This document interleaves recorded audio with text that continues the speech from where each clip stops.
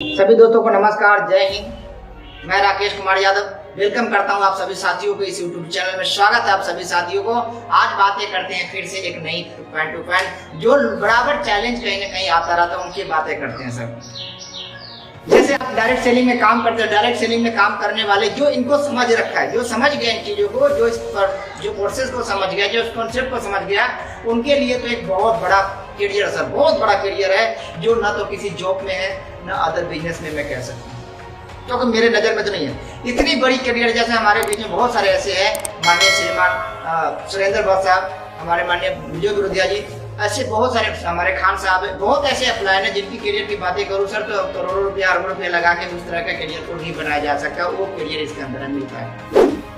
लेकिन दुर्भाग्य की बातें हैं, कुछ हमारे साथी जब जाते हैं प्लान करने के लिए, या कई बार मैं भी जाता हूँ प्लान करने के लिए, या पहले जाते थे प्लान करने के लिए, अभी भी जाते हैं प्लान करने के लिए, तो कई नए दोस्तों को ना बड़ा उनको लगता है कि बड़े पता नहीं किस निगाह से देखते रहते, उनको लगता है कि पता नहीं क्या करने आया है, मुझे नुकसान करेगा, या वैसे निगाह से जैसे लगता है कि बड़ा कोई काम करके आया है।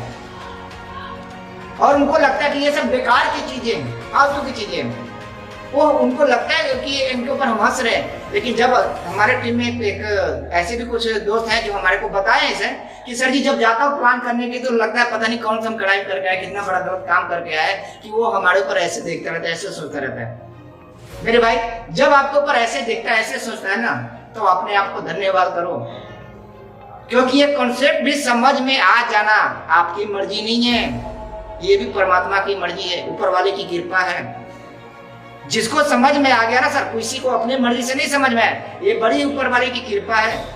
ऐसा इसलिए कह रहा हूँ क्योंकि मेरे साथ हुआ है और ऐसे मेरे बहुत सारे साथियों के साथ होगा, क्योंकि 12 साल 14 साल से मैं इस कॉन्सेप्ट को कई बार ज्वाइनिंग किया हूँ, पर मुझे नहीं समझ में आया।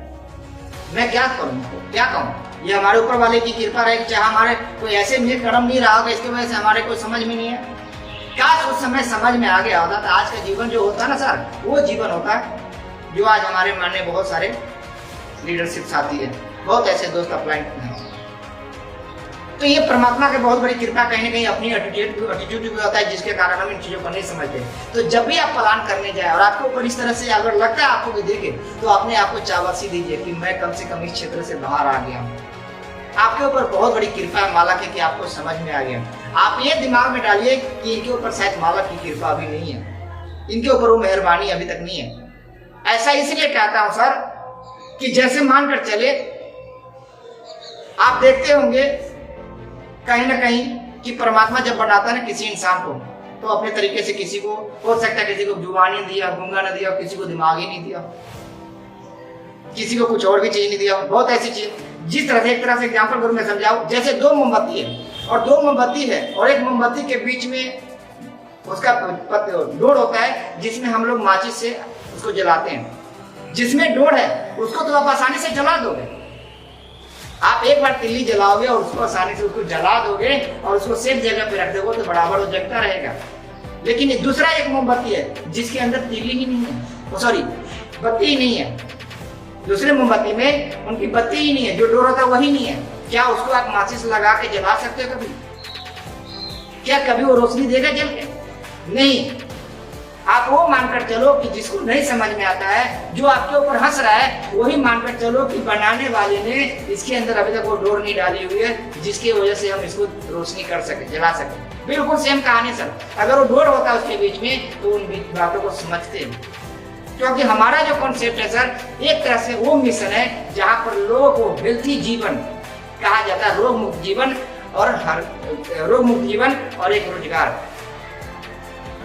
जिसको लगता है कि जिंदगी में मुझे हेल्थी रहना चाहिए, वो प्रोडक्ट को इस्तेमाल करके हेल्थी रहते हैं। जिनको लगता है कि जीवन में मुझे और भी चीजों की जरूरत है, जैसे मान सम्मान हो गया, पैसे हो गया, और अपने कॉन्सेप्ट को समझकर बिजनेस भी करते हैं। तो दोनों पर्पस, दोनों मिशन को लेके हम लोग काम करते हैं। अब जिसको सामने आप बातें करते हैं, मतलब न तो रोजगार, न तो वो अपने जीवन को हेल्थी रखना चाहिए। पैसे के मामले में मैं नहीं कहता हूँ, पैसे हो सकता है उसके पास बहुत हो, लेकिन सबसे जो बड़ा दौलत होता है सर, अपना हेल्थ होता है। आप जो प्रोडक्ट के बारे में बताने जाते हो, आपको तो विश्वास है ना कि हमारा प्रोडक्ट कैसा सोना है, लेकिन आप उसको दिल खोल कर बताने जाते हैं कि इनके जीवन में भी भला होना चाहिए, इनके घर से भी रोग मुक्त होना चाहिए, इनके बच्चे भी खुश होना चाहिए, इनके घर में भी इस तरह की बीमारी न लगे। हम और आप ये सोच कर जाते हैं, लेकिन सामने वाला कई बार लगता है कि हमें लूटने आ गया। भाई मेरे, आपसे क्या लूटेंगे वो? बाजार में तो पहले लूट रहे हैं, हम तो यहाँ पे बचा रहे हैं, लेकिन लोग कहते फंसा रहे हैं। लेकिन वो लोग कहते आपको फंसा रहे हैं जिसकी अंदर वो अभी तक वो बत्ती नहीं पड़ी है। जिस दिन उनको ऊपर वाला इसके ऊपर कृपा कर देंगे, वो आपको कहेंगे भाई साहब आपने जो कॉन्सेप्ट दिया मुझे, जो आपने मुझे रास्ता दिया, इसके लिए बहुत बहुत धन्यवाद। जैसे आप और मैं कहता हूँ कहीं ना कहीं, जब नहीं समझ में आता जिस दिन तब तक नहीं धन्यवाद करते थे, लेकिन जब समझ में आ गया तो प्रतिदिन धन्यवाद करते हैं। परमात्मा को धन्यवाद करते हैं, उस परमपिता परमेश्वर को धन्यवाद करते हैं, अपने अपलाइन को धन्यवाद करते हैं, अपने सिस्टम को धन्यवाद करते हैं। उस दिन जब समझ में आ जाएगा तो वो भी दोस्त आपको धन्यवाद करेंगे। इसलिए परेशान होने की जरूरत नहीं है, ये सबके साथ होता है। जब आप नए व्यक्ति के पास जाओगे तो आपके ऊपर इस तरह से थोड़ा संदेह करेगा, लेकिन आप डटे रहना, अपने फील्ड में लगातार काम करते रहना। वही दोस्त एक दिन आपका साथ देगा। जो आज तिरस्कार कर रहे हैं वही एक दिन आपको स्वीकार करेगा और आपको महसूस करेगा कि यार मैंने उस दिन गलती किया, जो आपको मैं इस तरह से सोचा था और इसके कारण मैं बहुत लेट हो गया। तो कभी भी परेशान होने की जरूरत नहीं है। आप कोई भी अच्छे काम को करेंगे, कोई भी काम को करेंगे ऐसा, तो लोग तो पहले बोलेंगे। लोगों का काम क्या है? बोलना, और आपका काम है चलते रहना।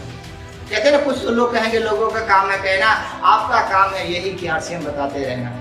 बस अगर इतना काम करते रहेंगे तो आप सफल हो सकते हो सर। कोई आदमी आपके साथ रहेंगे, चाहे 2 महीना लगे, 6 महीना लगे, 1 साल के बाद हो, और आपके साथ हो आएगा। मेरे साथ भी ऐसे बहुत सारे रिश्तेदारों ने मेरे साथ किया, और आज वो रिश्तेदार मेरे साथ है। काम करे या ना करे, प्रोडक्ट को इस्तेमाल करता है, गर्व महसूस करता है कि ये प्रोडक्ट बहुत गजब का है।